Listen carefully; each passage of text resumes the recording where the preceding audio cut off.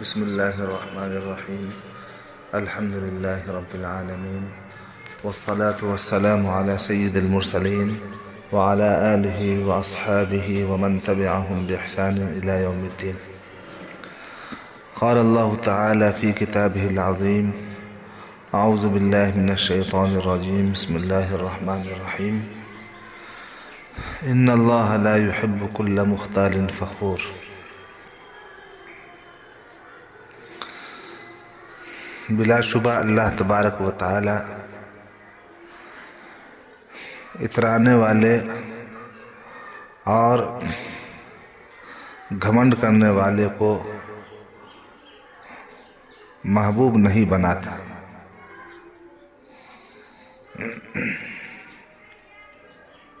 کبر اور غرور کے اوپر تو میری ایک کتاب بھی ہے جس کا نام ہے تکبر ایک وبال ہے۔ اس میں کافی تکبر کی مذمت کے حوالے سے مضامین آپ کو مل جائیں گے۔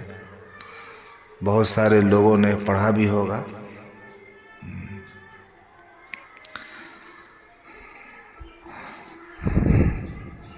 آج اسی حوالے سے کچھ باتیں عرض ہے، اس لیے کہ تکبر تمام گناہوں کی جڑ ہے، اور تکبر کا نشہ جو ہے شراب کے نشہ سے بھی زیادہ ہے۔ تکبر انسان کو حق سے محروم کر دیتا ہے، اور یہی وجہ ہے کہ وہ اللہ کی نگاہ میں وہ گر جاتا ہے۔ تو آج کی گفتگو کا موضوع یہ ہے کہ تکبر کا نشہ شراب کے نشہ سے زیادہ حرام ہے۔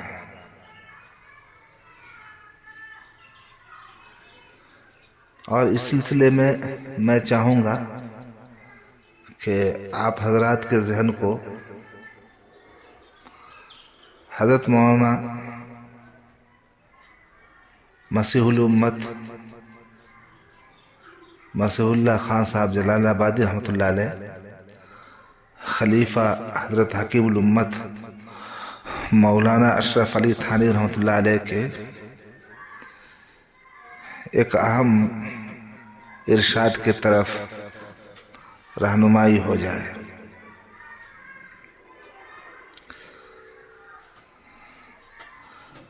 حضرت مولانا مسیح اللہ خان صاحب جلال آبادی رحمۃ اللہ علیہ نے بڑی عمدہ بات فرمائی کہ شیطان نے دو سبق دے دیے۔ شیطان مردود تو ہوا، لیکن قیامت تک کے انسانوں کو دو سبق دے گیا، اور یہ سبق بھی قصدن نہیں دیے، ورنہ جو خود سراپا شر ہو اس سے خیر کی توقع کہاں، مگر اللہ تعالیٰ نے چاہا کہ تکوینی طور پر اس کا شر انسانوں کے لیے خیر بن جائے۔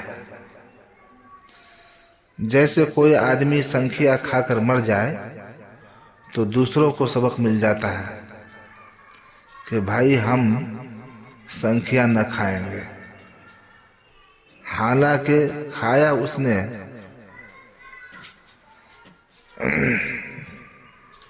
مرا وہ، لیکن جب وہ سنکھیا سے مر گیا تو سبق ملا کہ سنکھیا کھانا اچھا نہیں ہے، برا ہے۔ اسی طرح شیطان خود تو مردود ہوا، لیکن اس سے انسانوں کو دو سبق مل گئے۔ ایک تو عبادت کرنے والوں کو سبق ملا کہ شیطان بزبان حال کہہ رہا ہے کہ دیکھو عبادت کا نشہ اگر تمہیں آ گیا تو مجھ سے زیادہ عبادت تمہاری نہیں ہو سکتی۔ شیطان نے لاکھوں سال عبادت کی ہے، ہزاروں سال تو آپ سنتے ہی رہتے ہیں کہ ہزاروں سال گر سجدے میں سر مارا تو کیا مارا، لیکن لاکھوں کا لفظ مولانا کے منہ سے نکلا ہے کہ اے عبادت کرنے والوں، اشراق اوابین اور تہجد پڑھ کر اور زیادہ تسبیح پڑھ کر اپنے کو بڑا نہ سمجھ لینا۔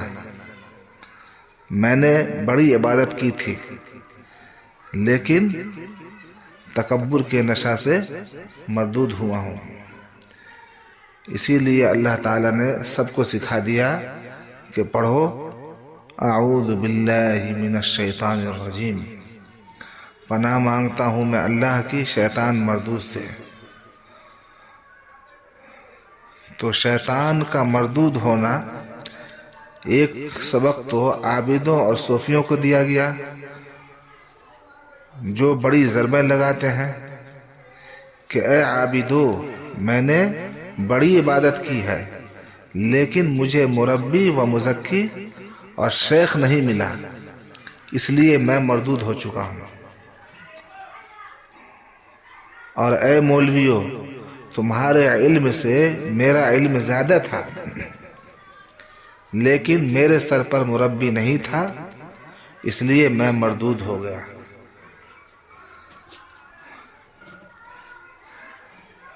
فرمایا کہ عابدوں کو بھی سبق دے دیا اور مولویوں کو بھی سبق دے دیا۔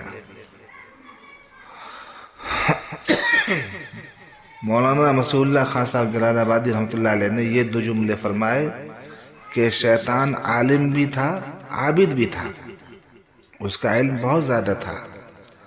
ہم لوگوں کو تو اپنے ایک نبی کا ہی علم پورا حاصل نہیں ہے اور اس کو تو تمام نبیوں کی شریعت کا علم ہے، پرانا پاپی ہے۔ بابا آدم علیہ السلام سے لے کر آج بھی موجود ہے اور قیامت تک کی چھٹی لی ہوئی ہے۔ اس کو تو تمام نبیوں کی کلیات اور جزیات سب زبانی یاد ہیں، لیکن اس کے باوجود مربی و مزکی نہ ہونے سے انا نہیں گئی۔ تو فرمایا نفس مٹتا ہے کسی شیخ کامل کی صحبت سے، ورنہ عبادت سے اور نشہ آتا ہے۔ اور فرمایا کہ شراب کا نشہ تو حرام ہے ہی، لیکن تکبر کا نشہ اس سے زیادہ حرام ہے، کیونکہ شراب کا نشہ چھوٹ جاتا ہے۔ اس کو برا کہنے والے بہت لوگ ہوتے ہیں کہ بھائی کیا کر رہے ہو، خاندان کی عزت ڈبو رہے ہو، مگر کبر پر کوئی تان و تشنی کرنے والا نہیں ہوتا۔ اندر ہی اندر اس کے کبر کا نشہ اسے مست رکھتا ہے، ہر بات میں وہ اپنے لیے دلیل گھڑ لیتا ہے، قرآن و حدیث کے رنگ میں اپنے کبر کو فٹ کر لیتا ہے کہ یہ غیرت دینی ہے، اس لیے مجھے غصہ آ رہا ہے۔ ہر چیز پر اس کو آیت نظر یاد آتی ہے، اپنی ہر نالائقی پر قرآن و حدیث سے دلیلیں لے کر آتا ہے۔ اس لیے اس مرض کو، تکبر کے مرض کو اپنے اندر سے ہٹانے کی کوشش کریں۔ یہ مرض اندر سے نکلے گا تبھی اصلاح ہوگی، تبھی عبادت کا نفع ہوگا، ورنہ تکبر کے ہوتے ہوئے عبادتوں سے نفع اٹھانا مشکل ہے۔ اور یہ تکبر گناہ کبیرہ ہے۔ اللہ سے دعا فرمائے کہ اللہ تعالیٰ اس گناہ سے ہم سبوں کو نجات عطا فرما۔ آمین یا رب العالمین۔ صلی اللہ وسلم علی سیدنا محمد۔